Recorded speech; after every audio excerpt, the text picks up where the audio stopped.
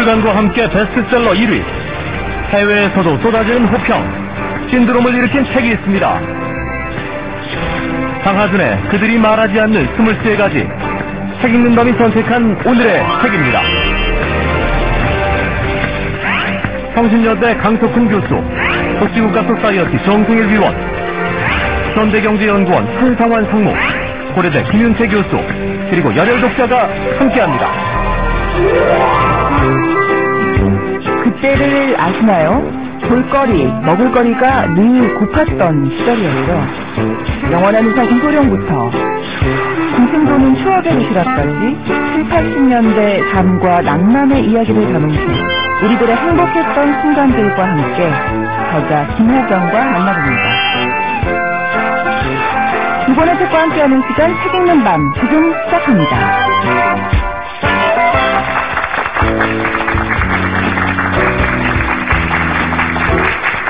지난 7월 발간과 함께 뜨거운 화제에 오른 책이 있습니다. 바로 장하준의 그들이 말하지 않는 23가지라는 책인데요. 출간 20일 만에 읽는 서적을 넘기 어렵다는 10만 부 판매의 벽을 가뿐히 넘어서면서 종합 베스트셀러 1위를 기록을 했고요. 또 세계적으로도 관심을 받고 있습니다. 영국에서 출간 직후에 무척 호의적인 평가를 받았고, 독일, 네덜란드, 러시아 등 여러 나라에 출간될 예정인데요. 그들이 말하지 않는 23가지, 이 책이 어떻게 이렇게 인기를 끌고 있는지, 큰 주목을 받는 이유는 강석훈 교수님 먼저 어떻게 보시는지 궁금합니다. 제가 생각하기엔 기본적으로 사람들이 굉장히 불안하기 때문이라고 봅니다. 네. 그래서 글로벌 금융위기가 있은 이후에 전 세계가 굉장히 그 어려운 상황에 놓여 있고, 또 향후에 세계 경제가 어떻게 갈지 모른다는 불안감이 굉장히 많은데요. 네. 과연 글로벌 금융위기 이후에도 그 이전의 경제 시스템으로 계속 가도 되는 건지, 만약에 그게 아니라면 어디로 가야 할지 굉장히 그 사람들이 고민하고 방황하고 있던 시기에 이 책이 하나의 가능성을 제시해준다는 점에서 사람들이 굉장히 주목을 많이 받고 있는 것으로 보여집니다. 네. 정승일 선생님께서 쾌도남아 한국경제 공저자시잖아요. 네. 그 책에 대해서는 어떻게 보셨는지요? 예, 이 책은 좀 굉장히 재밌게 읽었는데요. 네. 그동안에 나왔던 그 나쁜 사마리안의 경우에는 그 독자를 개발도상국 독자를 삼고 있는데, 이 책은 그 책의 그 논의를 이어나가면서도 주로 영국과 미국의 독자들, 그러니까 선진국의 독자들을 위해서 만들어졌고, 그런 점에서 우리나라 같이 지금 선진국의 문턱에 있는 그 독자들에게도 굉장히 많은 그 시사점을 주는 굉장히 좋은 책인 것 같습니다. 네. 사실은 경제에서 하면 조금 딱딱하다라는 생각들 많이 하실 텐데 조금 다른 것 같습니다. 23가지 키워드를 제시를 하면서 경제에 대한 이야기를 알기 쉽게 풀어가고 있는데요. 김윤태 교수님. 네, 저는 이 책의 첫 문장이 상당히 인상적이었는데요. 네. 그 세계 경제는 만시창이 되었다, 이렇게 시작하거든요. 네. 예. 그리고 바로 이제 여기서부터 이제 문제의식이 출발하는데, 사실 그럼에도 불구하고, 세계 경제의 다양한 모습을 보여주면서도 경제학자로서 뭐 어려운 수식이나 뭐 수학 모델이나 통계를 설명하지 않으면서도 알기 쉽게 보통 사람들이 고민하는 경제의 다양한 문제를 설명한다는 점은 굉장히 장점이라고 생각합니다. 네. 뭐 실제로 사실은 경제학자들이 항상 어려운 책만 쓴 건 아니거든요. 네. 존 메이아드 케인즈 같은 유명한 영국의 경제학자도 알기 쉬운 대중적인 에세이나 이런 걸로 뭐 저술 활동을 한 바가 있고요. 최근에도 뭐 그 폴 크루그맨이라는 미국의 경제학자도 뭐 뉴욕 타임즈 칼럼으로도 많이 알려졌는데, 저는 이런 점에서 본다면 알기 쉬운 문체로 그리고 어떤 적절한 사례를 들면서 상식을 뒤집어 엎는 그런 주장들은 이 책의 아주 놀라운 그 매력이라고 생각합니다. 네. 옆에 계신 한상환 사모님께서. 예. 저는 이 책에서 이제 제기하고 있는 여러 가지 이런 문제들, 이런 문제들이 뭐 나름 의미는 있다고 봅니다. 근데 저는 조금은 좀 비평적인 그 입장을 갖고 있는데, 그러니까 이 책이 이분의 이 전작들에 비해서 특별하게 큰 부가가치는 없고, 여기서 제시하고 있는 사례들이 어떻게 보면 경제를 잘 모르는 사람들을 호도시킬 수 있는 면들이 있지 않나. 그래서 이 책이 가지고 있는 의미는 뭐 굉장히 많은 문제 제기를 하고 있다는 점에서는 저도 뭐 이제 인정을 합니다만, 이 책으로 보실 때 또 다른 것들도 같이 좀 보면서 전반적인 균형을 잡아가지고 가서 책을 볼 수 있어야 좀 제대로 이해할 수 있지 않겠나 네. 그런 생각이 들죠. 예, 일단 뭐 각각의 입장에서 오늘 하실 말씀이 참 많으신 것 같고요. 네, 여기에서 저자 장하준 교수는 누구인지 그리고 이 책이죠. 그들이 말하지 않는 23가지 어떤 책인지 잠깐 화면으로 보여드리고 깊은 이야기 나눠보도록 하겠습니다. 영국의 유서 깊은 대학 케임브리지, 비판적 지성을 배출해온 교육의 산실이다. 저자 장하준은 이곳에서 석박사 과정을 마친 후 교편을 잡고 있다. 후진국들에게 보호무역이 아닌 자유무역을 권함으로써 성장의 사다리를 걷어차버렸다고 선진국의 위선을 꼬집은 사다리 걷어차기, 장하준의 이름을 세계에 알린 책이다. 경제사 이면에 숨어있는 사실을 드러낸 그의 저작들.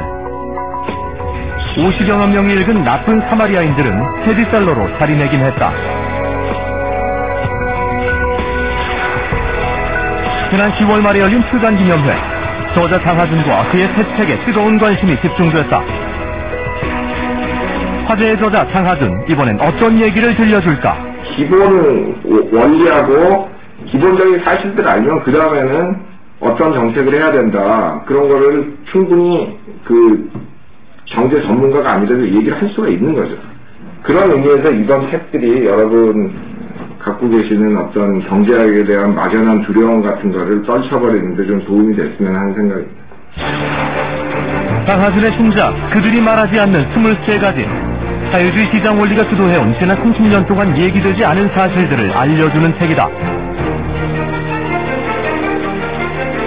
인터넷보다 세탁기가 세상을 더 많이 바꿨다. 잘 사는 나라에서는 하는 일에 비해 임금을 많이 받는다. 자유시장 정책으로 부자가 된 나라는 거의 없다. 자유주의 시장 정책을 뒤집어보는 23가지의 강력한 문제 제기들. 저자는 어떤 메시지를 담고 싶었던 것일까? 자유시장주의 경제학도 맞는 때가 있습니다. 이제 제가 두려워하는 건 뭐냐면은 그 자유시장 경제학을 하는 사람들은 너무 자기 이론에 대한 믿음이 강해가지고 모든 게 그게 다 적용이 돼야 되고 돼야 한다고 생각하거든요. 이렇게 그 자본주의 역사상 두 번째로 큰 경제 위기가 왔는데 계속 맞다고 우기는 건 아니죠. 지금 우리의 현실은 어떠하며 해야 할 일은 무엇인가? 세계 경제에 대한 냉정한 현실인식, 나아가 더 나은 자본주의에 대한 길을 모색하는 책, 그들이 말하지 않는 23가지다. 네, 장하준 교수가 이 책에서 이렇게 얘기하고 있죠. 경제학은 결코 어려운 게 아니다라고 이야기하고 있는데 일반 독자들을 위해서 쉽게 설명을 했다는 이야기일 텐데요. 우리 여러 독자 여러분들은 과연 이 책을 어떻게 읽으셨을까 궁금합니다. 한 줄서 평 지금부터 만나보도록 하죠. 먼저 어떤 분이 좀 발표를 해주실까요? 네, 뒤에 계신 분, 예. 23가지의 불편한 진실이라고 하셨어요. 어떤 점이 그렇게 불편하셨나요?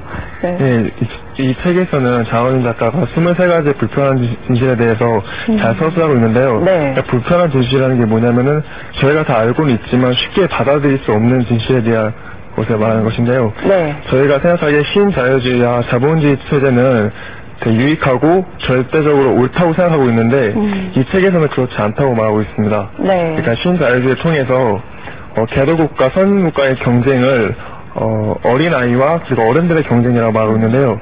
그런 걸 통해서 이 선진국들이 만들어 놓은 그런 자본주의 체제 안에서 개도국들은 그 발전한 기회를 얻지 못하고 있다고 생각합니다. 네네. 앞에 계신 분이 말씀해 주실까요? 한주석죠? 네.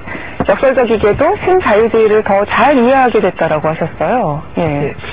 저자는 전작 나쁜 사마리아인들을 통해서 네. 이야기했던 그 자유시장 및 경제학자들의 문제점들을 이번 책에서도 말하고 있습니다. 네. 이 책은 자유시장 및 자유시장 경제를 비판하는 책임에도 불구하고 역설적으로 자유시장 경제 체제를 더 잘 이해하게끔 해주는데요. 작가는 어느 한쪽으로 치우쳐지지 않은 균형 잡힌 입장을 펼치면서 각각의 23가지로 나누어진 네네. 각각의 장에서 경제학자들이 간과하고 있는 내용들을 과거 각국의 사례와 통계 자료들을 통해서 잘 설명해주고 있는데요. 네. 그럼으로 인해서 저희가 잘못 알고 있었고 오해하고 있었던 내용들을 더욱더 쉽게 이해하고 다가갈 수 있었던 것 같습니다. 오히려 더 잘 이해를 하게 됐다라는 말씀이시고요. 또 한번 또 얘기 들어보도록 하겠습니다. 예, 앞에 계신 여성분께서 한조사평 세상은 한 방향으로만 흘러가지 않는다라고 적으셨어요. 예. 네, 저는 솔직히 경제에 대해서 대부분의 경제학자들이 말하는 대로만 생각을 해왔거든요. 근데 이 장하준 교수께서 쓰신 이 책에서는 그런 내용을 담고 있지 않더라고요. 오히려 더 저는 이 책이 굉장히 충격적이었거든요. 왜냐면은 그 경제학의 그 이면에 있는 거를 끄집어냈다는 것에 대해서 저는 굉장히 충격적이었습니다. 그 중에서 특히 제가 조금 인상 깊게 읽었던 것이 그 네 번째인 그 세탁기가 인터넷보다 세상을 더 많이 바꾸었다 이거였는데요.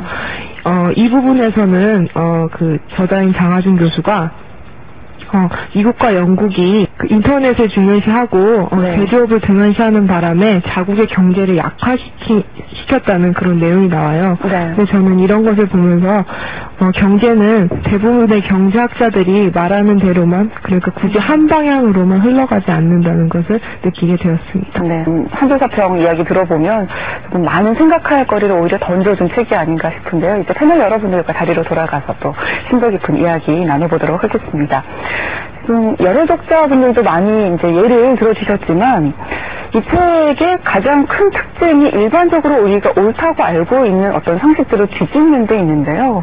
그 인터넷보다 세탁기가 세상을 더 많이 바꿨다. 아까도 말씀해 주셨어요. 이 부분이 어떻게 보세요? 예, 이분이 어떤 얘기를 하려고 하는지는 이해를 하겠어요. 그러니까 제조업이라는 것이 중요하다 뭐 이런 얘기도 그것도 공감을 하고 다 하겠는데 인터넷이라고 하는 것 때문에 요즘 세상의 정보화가 얼마나 빠른 속도로 돌아갑니까? 거기에 더 심해서 요즘은 인터넷도 아니라 SNS 같은 것들도 모바일 기기를 이용한 정보 전파도 굉장히 빠른 속도로 돌고 있거든요. 그것이 우리 사회나 우리 경제를 얼마나 효율화시키는지를 따져보면 세탁기는 여성들을 가사노동에서 해방시켜서 일을 하면 구체적으로 볼 수 있지만 인터넷은 그렇게 구체적으로 잘 보이지는 않거든요.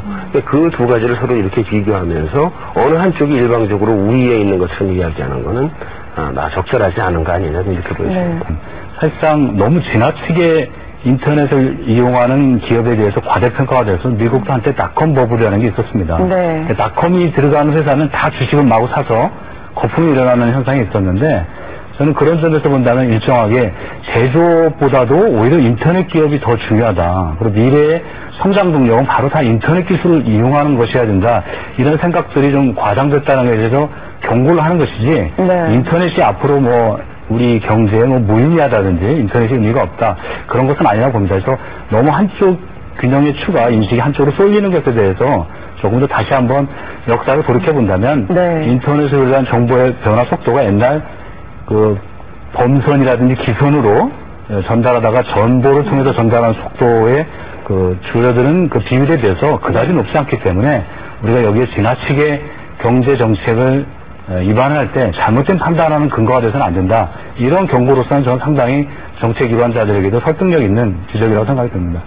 여기 책을 보게 되면은 세탁기만이 아니라 뭐 비행기 얘기도 나오고 전보 얘기도 나오고 그런다. 근데 이 얘기를 왜 하시냐면은 그게 참 중요한데 그 자유시장 경제를 얘기하시는 분들이 최근 그 30년 동안 전 세계가 이 가난한 사람들이 더 가난해지고 부자들이 더 부자가 된 이유를 설명할 때 일종의 기술 결정론적인 얘기를 많이 하십니다. IT 기술이 발전하기 때문에 어쩔 수가 없다 이거는. 따라서 이 인터넷이라든가 이런 것들이 발전하는 과정에서 당신들이 가난해지는 건 어쩔 수가 없는 거다. 필연적이다. 이런 얘기를 지금 그 경제학 속에서 굉장히 많이 하십니다. 그 얘기를 반박하시면서 그 얘기를 하시고 계십니다. 그래서 저는 이해를 했습니다. 기술 발전 때문에 어쩔 수 없는 것은 아니다라는 이야기였던 거고요. 강성훈 교수님 많이 뭐 적으시던데.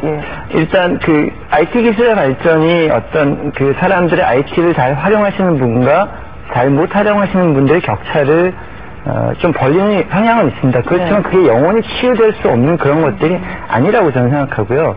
저는 장 교수님의 책 그 세탁기 부분 중에서 여성의 경제활동이 세탁기가 확대했다는 부분은 동감이 100% 갖는 부분입니다. 근데 이제 두 가지로 포인트를 말씀을 드리면 하나는 인터넷과 세탁기를 비교하는 것은 하나는 현재 진행 중인 이야기고 하나는 완전히 이제 이미 있었던 이야기인데 진행 중인 이야기와 과거의 일을 비교하는 것은 저는 이제 적합한 비교가 아닐 가능성이 있다는 말씀 하나 더 드리고 싶고 네. 책에서 강조하고 있는 거는 그렇기 때문에 제조업이 중요하다고 논리가 가시거든요. 근데 네. 저는 그거랑 어떻게 연결되는지 좀 더 고민을 해봐야 될 것 같습니다. 네. 그러면서 영국의 예를 말씀을 하시더라고요. 그 제조업 비율을 낮추고 지식 기반 서비스를 집중 육성을 했더니 고전을 면치 못하더라. 이런 얘기가 나오거든요. 장하준 교수는 고용 인구가 줄어드는 점에서는 탈산업화가 됐다 할 수 있을지 모르지만 총 생산에서 제조업이 생산하는 비율이 감소했기 때문에 일어나는 것이다. 이게 다시 말해서 제조업은 생산성이 굉장히 빨라지기 때문에 제조업 제품의 가격이 계속 낮아지는 거죠. 네. 컴퓨터 가격은 해가 지나서 떨어지지 않습니까? 그렇죠. 이발사들이 이발하는 가격은 오히려 거꾸로 올라간단 말이죠. 서비스 부분의 경쟁력은 제조업에 비해서 높게 올라가지 않기 때문에 일시적으로 그렇게 보인다는 것이죠. 그래서 오히려 탈산업화가 너무 지나치게 진행이 되면 경제 전반의 생산성이 향상이 안 된다든지 또는 뭐 국제 교육의 서비스 경쟁 산업들이 오히려 국제 수지를 악화시킬 수 있다. 이런 지적들은 공감이 듭니다. 왜냐하면 마치 우리 한국에서 최근에 경제정책 결정자들 중에서 일부가 금융이나 서비스 경제가 발달되면 선진국이 되고 또 그것이 발달된 미국식 모델이 최고의 어떤 우리나라의 어떤 발전 목표인 양 이야기하고 있는데 사실은 오히려는 제조업이 강한 나라들이 상당한 정도 산업 경쟁을 계속 유지하고 있고 서비스 경제 인구가 늘어난다고 해서 제조업이 경쟁력에서 중요하지 않다고 봐서는 안 된다는 거죠. 물론 모든 주류 경제학자들이 다 그런 주장을 하는 건 아닙니다만 일부 우리 한국을 금융허브로 키우는 게 대단히 미래지향적인 발전 모델을 생각하는 그런 경제 전문가들도 있었는데 그런 거에 대한 좀 비판의 목소리를 담고 있는 것이 아닌가 그렇게 이해를 했습니다. 네. 제가 보기에 이제 영국 상황 이런 걸 보여주는데 영국이 제조업에 강점이 있다가 다른 나라와의 경쟁에서 영국이 제조업이 경쟁력이 떨어진 겁니다. 그러니까 제조업이 능력이 떨어지니까 영국이 그럼 우리 어디든 다른 걸 해보자라고 해서 서비스 산업으로 저는 이렇게 그쪽을 강제해보자 밀려간 부분이 영국의 케이스라고 저는 생각하거든요. 근데 이제 보다 일반적으로 제조업과 서비스 이야기할 때는 한국 경제 같은 경우는 지금 제조업 경쟁력은 세계적으로 꽤 높은 편입니다. 그런데 우리나라의 금융뿐만 아니라 다른 의료 서비스나 또 교육 서비스 이런 부분도 우리나라 제조업의 경쟁력이 높은 것만큼 높지 않기 때문에 제조업의 경쟁력을 오히려 이렇게 갉아먹는 요인으로 작용하고 있기 때문에 그래서 지금 제조업이 오른 것만큼 서비스업도 같이 경쟁력을 증가시키자는 의미로 우리가 이 상황을 이해를 해야지 제조업이 무조건 중요하다. 아니다. 제조업은 그만두고 서비스로 가자. 이런 식의 논의는 별로 그렇게 유익한 논의는 아니라고 봅니다. 네. 그럼 이 얘기는 어떨까요? 상장에서 잘 사는 나라에서는 하는 일에 비해서 임금을 많이 받는다라는 주장이었는데요. 그러면서 이제 스웨덴의 버스 기사와 인도의 버스 기사가 대비가 되잖아요. 이게 당연하게 생각을 해왔던 점이기도 한데 또 읽어보니까 그것도 그렇구나 또 이런 생각도 들었고요. 한성 상무님 어떻게 읽으셨습니까? 예, 일단 기본적으로 이제 비교역자라고 하죠. 서비스니까. 비교역자를 가지고 이런 것을 예를 드는 게 우선 적절하지는 않고요. 또 한 가지는 스웨덴하고 인도하고 월급 차이가 많이 난다 그래서 스웨덴의 버스 기사가 그렇게 잘 살까요? 그 나라의 기준으로 보면 역시 못 사는 거거든요. 근데 그 나라의 물가도 비쌀 수도 있고 여러 가지가 있기 때문에 그런 거죠. 그러니까 예를 들어서 스웨덴의 버스 기사가 스웨덴에서 50배 임금을 받아가지고 인도에 와서 생활은 인도에서 한다 그러면 굉장히 부자로 살겠죠. 근데 그거는 아니거든요. 그러니까 단순한 화폐 기준의 급여 차이를 가지고 얘기하는 건 좀 문제가 있다고 보여집니다. 그러니까 전체적으로 정책이라든지 사회 경제 시스템을 놓고 이야기를 해야 된다라는 말씀이신데요. 그러니까 다들 공통된 의견이 이제 임금이 이제 스웨덴이랑 인도의 차이가 나는 거는 결국은 사회 경제 시스템이 다르기 때문이다. 이 얘기를 다 동일하셨는데 이제 문제는 이 자유시장 경제학 내지는 이 고전파 경제학, 신고전파 경제학이라고 하는 주류 경제학의 기본적인 이 경제 사상적인 백그라운드가 개인주의입니다. 그러니까 이 사회 시스템이라는 것이 존재한다는 걸 전제하고 들어가는 것이 아니라 이 개인주의로 돼 있고 그다음에 따라서 임금은 그 사람의 노동 생산성을 반영하고 있고 그다음에 이 투자자 수익이라는 거는 이 자본의 자본 생산성을 반영하고 있다. 이런 식으로 얘기를 하면서 이 자본 생산성과 노동 생산성의 그 배경에 있는 사회 전체 시스템의 이 생산성이라도 이런 것들에 대해서 별 관심이 없다라는 겁니다. 이런 것에 대해서 얘기하지 않고 자유시장 경제학이 이 여러 가지 얘기를 하고 있는데, 따라서 자유시장 경제학에 따르면 이런 상식적으로 우리가 다 알고 있는 사회 시스템이라는 것조차도 경제학 그 이론에 안 들어와 있지 않느냐, 이런 얘기를 갖다 지금 지적하고 있다는 거죠. 네네. 이렇게 여러 사례나 키워드를 놓고 우리의 상식을 뒤집어가면서 자유주의 시장 정책에 대한 비판을 하고 있는 이 책이죠. 사실은 자유주의 시장 정책이 경제 성장에 있어서만큼은 그래도 기여한 면이 있지 않느냐 하는 게 일반적인 생각이었었는데, 정반대되는 주장을 이 책에서는 하고 있습니다. 자유시장 정책으로 부자가 된 나라는 없다, 거의 없다, 뭐 이런 이야기가 나오거든요. 정승희 선생님 어떻게 보십니까? 이 논지는 이제 그 나쁜 사마리안 책하고 그다음에 사다리 걷어차기 그 책에 나오는 것과 동일한 이야기를 하고 있고, 사실 그 책에 나와 있는 얘기를 이제 많은 부분 반복하고 있는데, 우리나라 같은 경우에도 한편으로는 수출 드라이브 같은 정책을 펼치면서도 다 아시는 것처럼 80년대까지만 하더라도 자동차 벤츠 같은 거 살 수 없었죠. 그다음에 TV라든가 소니 같은 거 아무리 좋아도 우리나라에 거의 들여올 수가 없었죠. 수출은 하지만은 동시에 또 국내 시장은 보호하는 보호무역을 적절하게 배합을 하는, 완전한 그 자유무역도 아니고 또 완전한 보호무역도 아닌 이 적절하게 전략적인 배합을 하는 그런 과정을 통해 성장했기 때문에 이런 얘기를 하시는 것 같습니다. 네네. 강성국 교수님. 예, 이 부분은 저도 장 교수님이랑 동의를 하는 부분이 있습니다. 그래서 어떤 나라가 경제개발 초기 단계에 있어서 시장을 완전히 개방하는 것이 아마 경쟁력이 대부분의 산업이 약한 상태에서 외국 제품과 경쟁하게 되면 경쟁이 많이 상실하게 되는 경우가 많기 때문에 그 부분은 충분히 어느 정도 근거를 가지고 있는 부분이라고 보여지는데요. 이제 문제는 뭐냐 하면 유치산업, 이게 이제 저희 경제학적으로 유치산업 보호라고 하는데, 유치산업 보호를 한 나라들이 다 성공을 했는가 그러면 그건 아니라는 거죠. 그러니까 굉장히 많은 국가에서 유치산업 보호를 했고 우리나라도 했습니다. 그런데 우리나라는 성공을 했고 다른 많은 나라들은 실패를 했거든요. 그러면 어떤 경우에 그 유치산업 보호론이 성공할 수 있었는지에 대해서 보다 좀 구체적인 연구가 필요한 거죠. 네, 저는 얘기를 나누다 보니까 드는 의문점이, 지난 30년 동안에도 이 자유주의 시장경제 흐름이 전 세계를 지배했다고 해도 과언이 아닌데, 각국의 이런 정부들이 이런 어떤 문제가 될 수 있는, 이 책에서 의하면 문제가 될 수 있는 이런 정책을 선뜻 채택을 했을까, 또 이런 생각을 해보게 됩니다. 사실 클린턴 정부나 블레어 정부 때 어떤 개인의 책임과 권리를 동시에 주장한다든지 시장이라든지 사회 형평성을 동시에 강조한다는 점은 정치 수사학적으로는 의미가 있었지만 실제 경제정책의 내용을 깊숙이 들여다보면 많은 경우에 시장에 많이 치우쳐 있었고, 또 그게 또 금융규제 같은 걸 완화하면서 미국도 그 골드만삭스 출신의 그 로버트 루빈이라는 그 경제 정책 결정자가 클린턴 정부에 참여하면서 결국 2008년 금융위기에 씨앗을 좀 뿌렸다고 봅니다. 그런 점에서 본다면 반드시 그 워싱턴 합의라고 일컬어지는 최근에 그 자유시장 경제학에서 주장하는 다양한 정책 패키지가 긍정적인 결과만을 가져오지 않았다. 이런 어떤 새로운 어떤 비판과 문제점을 출발하는 계기가 되어야 된다. 그렇게 생각합니다. 정부보다는 민간 섹터가 좀 크게 하는 것이 맞고, 그래서 훨씬 더 효율적이고, 또 한 나라가 자체적으로 성장하는 것보다는 다른 나라들과의 교역을 통해서 훨씬 더 빨리 성장할 수 있고, 그게 국민들에게도 도움이 된다라는 것이 이제 이 모습의 이제 기본적인 그 워싱턴 합의의 기본적인 내용이고요. 그리고 그것들이 이제 많은 나라들이 선택을 했습니다.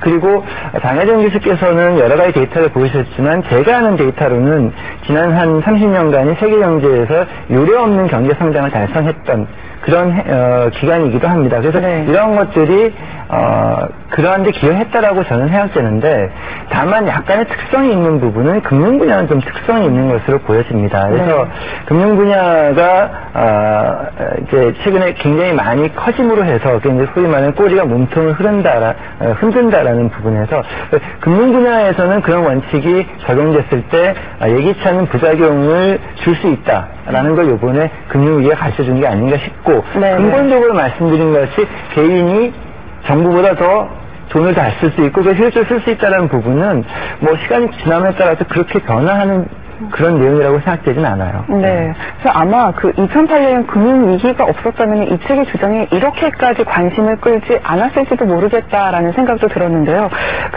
지금도 몇 번 이제 언급을 해주셨지만 월가의 그 높은 인센티브, 높은 보수에 많은 사람들이 놀라지 않았습니까?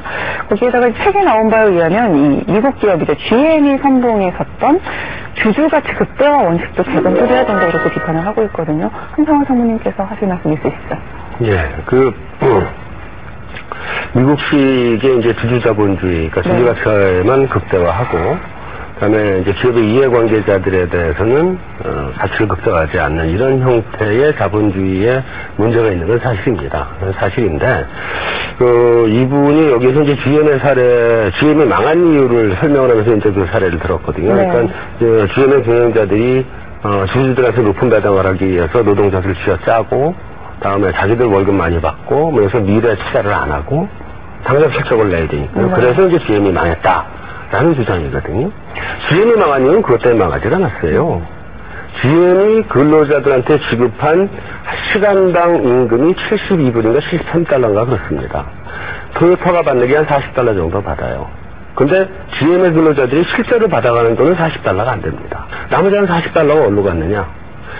GM 근로자들의 퇴직자 복지 프로그램 때문에 들어간 겁니다. 그러면 GM은 회사의 근로자들은 월급 조금 받았다고 얘기를 하겠지만 GM의 회사의 입장에서는 일본의 토요타보다 월급을 2배를 주면서 만든 차는 똑같은 차를 만들어서 어떻게 경쟁력이 있겠어요? 제가 이제 복지국가 소사이어티라는 데서 일하고 있고 또 이 각 나라의 복지 시스템이 서로 다르다는 걸 좀 알기 때문에 대답을 하자면은 GM이 이제 이 사내복지를 많이 준 게 사실인데 그렇게 된 이유가 뭐냐면은 미국이 사실 복지국가가 아니거든요.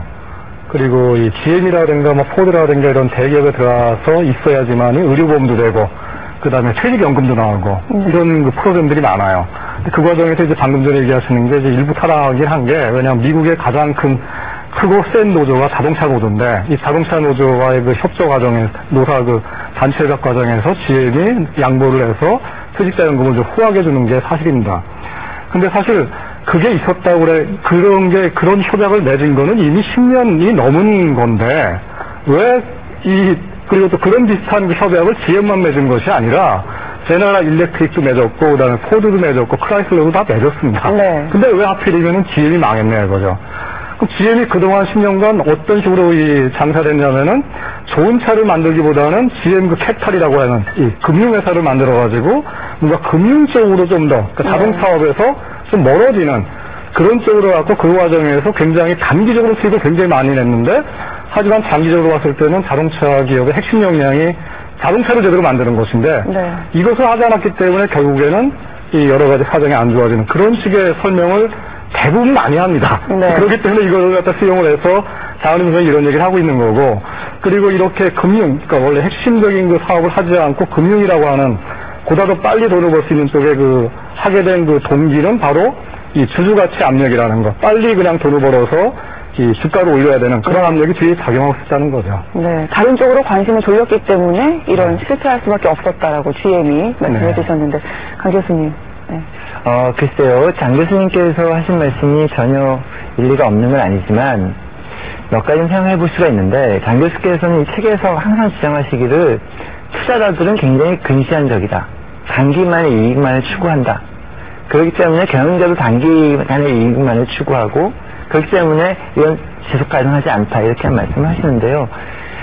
제가 이해하는 바 투자자들이 꼭 근시안적이지 않다라는 논문도 굉장히 많고요. 그러니까 장 교수께서 말씀하시는 부분이 한 부분이라는 말씀을 좀 드리고 싶고요. 네. 두 번째는 만약에 장 교수님께서 말씀하신 대로 GM이 너무 주주 가치 극대화를 위해서 하다가 또는 CEO에게 너무 많은 돈을 줘서 망했다라고 하면 제가 이해하는 바 미국 기업들이 대기업들이 대부분 다 이렇거든요. 그럼 다 망해야 되는 거거든요. 네. 실제로 금융위기가 터졌지 않습니까? 예, 망하고 있잖아요.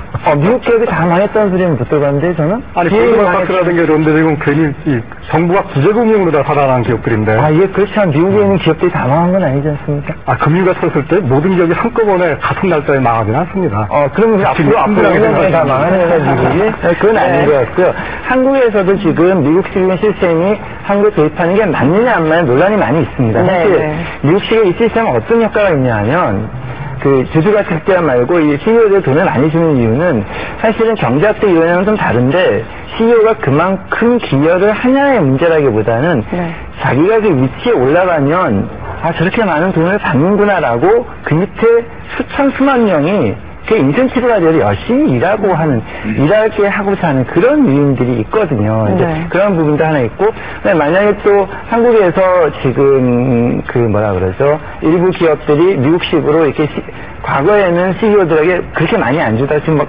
100억씩, 200억씩 주는 회사들이 나오거든요. 근데 그 회사들도 나름대로 저는 그렇게 하는 것이 그 회사의 발전에도, 기여할 것이라는 그 회사들의 나름대로 판단이 있는 거라고 저는 보여져서 그거를 뭐 일괄적으로 그렇게 하는 건 모든 회사에 다 나쁘다 이런 식으로 이렇게 하는 거는 좀 적절하지 않다라고 생각해요. 네. 그런 금융이나 시장에 있어서 이제 규제가 필요하다고 이야기를 하면서 왜 규제가 필요한가에 대한 답으로 노벨 경제학상을 받은 이 허버트 사이먼의 주장을 제시합니다. 이 세상은 너무나 복잡해서 우리 지적 능력으로는 완전히 이해를 할 수 없고 그렇기 때문에 어떤 선택의 자유를 의도적으로 제한한다라는 이야기가 나오는데요. 아마 지금은 그런 제한이 필요한 시기라고 장하준 교수 얘기하고 있는 것 같아요. 이 부분 김윤태 교수님이 좀 설명을 해주실까요? 어느 기업도 완벽하게 자기가 세운 전략대로 기업의 성과를 내는 기업은 사실 존재하기는 어렵습니다. 인간이 전지전능한 존재가 아니기 때문에 그렇죠. 네. 그래서 결국은 국가나 기업이나 다 실패할 가능성이 있기 때문에 이런 불확실한 세계에 살고 있다는 걸 우리가 인정을 해야 되고요. 그럼 국가가 그런 속에서 규제하는 이유가 뭐냐? 그것은 바로 인간의 행동이 너무 다양하기 때문에 정부가 적절하게 규제함으로써 인간이 예측할 수 있도록 예측 가능성을 높여준다는 차원입니다. 예를 들자면 이번에 2008년 미국의 금융위기 중에 서브프라임 모기지 같은 여러 새로운 다양한 금융상품들이 나왔는데 사실은 그 전문가조차도 다 이해할 수가 없습니다. 이것은 정부의 적절한 규제가 있어야만이 시장도 효과적으로 기능할 수 있다. 이런 점에서는 저는 사이먼의 통찰력이 지금의 많은 정책 전문가에게도 저는 많은 영감을 줄 수 있을 거라고 생각합니다. 네. 그렇다면은 그 어디까지 자유를 허용을 하고 어떻게 규제를 할 것인가가 이제 문제일 것 같거든요. 한상원 상무님은 어떻게 보십니까? 문제를 여기서 이제 어떻게 한 칼에 잘라서 무엇이 답이다 이렇게 말씀드리긴 참 어려운 문제인 것 같고요. 우리나라도 틀림없이 70년대, 80년대를 이런 신자유주의, 자유주의의 바람에 올라타서 경제가 10%대에 고도 성장을 한 나라거든요. 물론 우리나라는 기획경제를 했죠. 근데 70년대를 기억하시는 분들은 한 집에 자동차가 하나도 없었어요. 네네. 없는 집이 태반이었죠. 그렇죠. 지금은 한 집마다 자동차가 한두 대씩은 다 있어요. 이만큼 잘 살게 됐거든요. 네. 그 부분에 대한 공은 전부 다 잘못된 거로 그냥 묻어버리고 신자유주의가 가지고 오는 일부 부작용들, 물론 금융위기 같은 부작용도 갖고 오죠. 하지만 그런 일부 부작용들을 가지고 문제를 삼으면 너무 지금 세계 경제를 너무 한쪽으로 편협되게 보는 문제가 생길 수 있다는 게 사실 제 생각입니다. 그래서 규제라고 하는 거 필요한 부분이고 마땅한 규제는 해야 되고 신자유주의자들이라고 해서 아동노동을 찬성하는 건 아니에요. 그건 개인적인 얘기죠. 그 부분에 대해서는 조금은 좀 어디까지 규제할 것이냐. 너무 이게 규제를 많이 해야 되는 걸로 얘기를 하시는 것 같아서 오히려 좀 걱정스러운 부분입니다. 적절한 그 정도 차이가 중요할 것 같은데요. 네. 예. 정승희 선생님 어떻게 보십니까? 그 정도라는 게 이제 문제가 경제학 안에는 그 답이 없습니다. 그렇군요. 네. 그 방금 전에 이제 이 노예노동이라든가 이제 아동노동을 금지시키라고 했을 때, 그 경제학자들이 이 계량적인 증명을 해서 그게 안 좋으니까 하지 말자 이렇게 얘기한 게 아니고, 그 당시에 이제 그 사회적인 그 상식이라든가 정의감, 이런 것에 의해서 뭔가 정치적으로 결정된 거거든요. 이제 이 자유시장 얘기 많이 하시는 분들이 지난 10년간 우리가 많이 들었던 얘기인데, 이 정치 논리로 경제를 재단하지 마라. 이런 얘기를 하지 않습니까?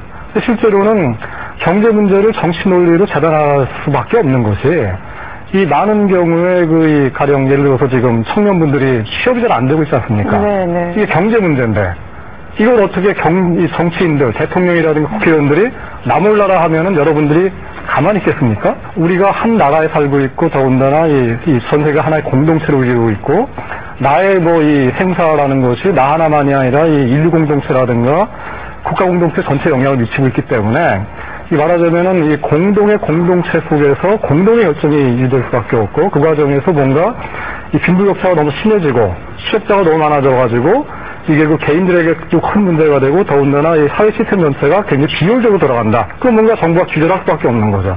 또 이런 식으로 뭔가 이 규제라는 거는 결국은 그 사회가 공감할 수 있는 공동의 손 그리고 이 전체적인 이 공동체 의식 이런 것에 의해 생기는데 문제는 이제 무엇이 과연 공동체를 위한 공동의 선인가에 대해서는 정치적으로 그리고 이념적으로 또 다른 입장들이 있기 때문에 결국 정치적인 논란들이 되고 있는 거죠. 네. 마지막으로 강석훈 교수님. 네. 경제 문제가 정치 문제라는 거에 대해서는 저도 동감을 합니다. 그런데 정치 문제이지만 경제 문제를 풀려면 경제 원리로 접근해야 된다는 얘기죠. 네. 그 정치 원리로 접근하기 시작하면 이 문제가 풀리지 않고 꼬이는 경우가 많다라는 게 간단한 코멘트가 될 수 있을 것이고요. 네. 그다음에 이제 지금 어디까지 정부가 규제할 거냐. 그렇죠. 이 부분은 사실 저희가 여기서 아무리 일반론적으로 얘기하면 어려울 것 같고 케이스 바이 케이스로 나가야 되지 않을까 싶습니다. 그렇습니다. 이렇게 책과 함께 이야기 나눠봤는데요. 이제는 저 멀리 월스트리트에서 일어난 일이 나의 일상, 나의 생활에 직접적인 영향을 미치는 그런 시대에 우리가 살고 있는 것 같습니다. 경제는 나에게 너무 어렵고 먼 얘기라고 이야기할 수 없는 시대인 것 같은데요. 장하준 교수의 그들이 말하지 않는 23가지에 대한 이 책에 대한 폭발적인 관심도 아마 그런 시대적인 분위기의 반영이 아닐까 싶습니다. 과연 우리가 앞으로 어떤 길로 나아가야 할지 함께 고민해보는 시간이 됐으면 좋겠습니다. 오늘 책과 함께 좋은 말씀 나눠주신 네 분의 패널 여러분들 그리고 여설 독자 여러분들 오늘 감사합니다. 말씀 잘 들었습니다. 고맙습니다.